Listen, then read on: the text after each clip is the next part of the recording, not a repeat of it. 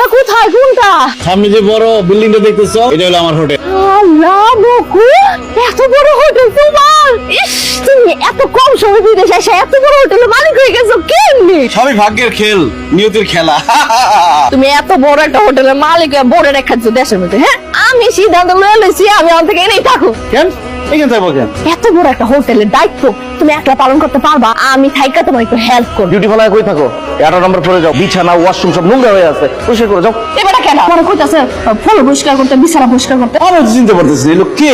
ভাই আপনি কে? হ্যাঁ মুখলেস, তুই আমার চিনতে পারতেছিস না? মানে আমি এই হোটেলের ম্যানেজার, তোর মালিক, ভুলে গেছো? ও চিনতে পারছি, আপনি তাহলে সেই পাগলটা না? এত বড় সাহস, তুই আমারে পাগল কর? আমি পাগল মানে? মুখলেস, এই লোক কি আসলে পাগল? আশরাফ আলী, এটা সত্যি পাগল। এটা হোটেলের আশেপাশে থাকে, সে নিজের কি মনে করে জানো? যে এই হোটেলের ম্যানেজার, সে যত মানুষ আছে সব তার আন্ডারে কাজ করে। দাও না, আমরা দেখার সাথে সাথে বললো যে ফ্লোর পরিষ্কার কর, রুম পরিষ্কার কর। যা পাগলের বাচ্চা পাগল, যা। একদম জানে মেরে ফেলামো। কি উল্টা পাল্টা কথা বলতেছিস? আমি পাগল না। পাগল এই কথা বলে যে আমি পাগল না। মুকুল তার দেখা কিন্তু আমার পাগল মনে হইতো। তোমার মনে নাই আমি গ্রামে মনে পাগলা সবসময় কি বস্তা মস্তা পড়ে থাকে, কি অপরিষ্কার না। আর এই দেখো কি সুন্দর পরিষ্কার পরিষ্কার করছে, কাপড় চোপড় পরে আছে। এ কি আসলে পাগল? সে সালা পরে থাকে কারণ সে গ্রামের পাগল, আর সে হচ্ছে বিদেশি পাগল। বিদেশের রাস্তাঘাটে কোট শুট পরে থাকে, ওগুলা টুকায় টুকায় সে পরে। আমার জানো হইতেছে এই হোটেলের মালিক, আর আমার জামাইরে কয় ফ্লোর পরিষ্কার করতে, বিছানা পরিষ্কার। পাগলের বাচ্চা পাগল, যা। এই এই মহিলা, এই মুখ সামলায় কথা বলবে। আর এই যে মুখলেসের বাচ্চা, আমি তোর একদম মজাটা দেখাইতেছি। আমি পাগল না কইলাম? এই তুই আমার কি দেখে নিবি? তার আগে আমি তোরে দেখে নিবো। জান, তুমি আমার একটা মিনিট সময় দাও। তোর এসকে এদিকে আর আমার ভুল হয়ে গেছে স্যার, আপনি আমাকে মাফ করে দেন স্যার।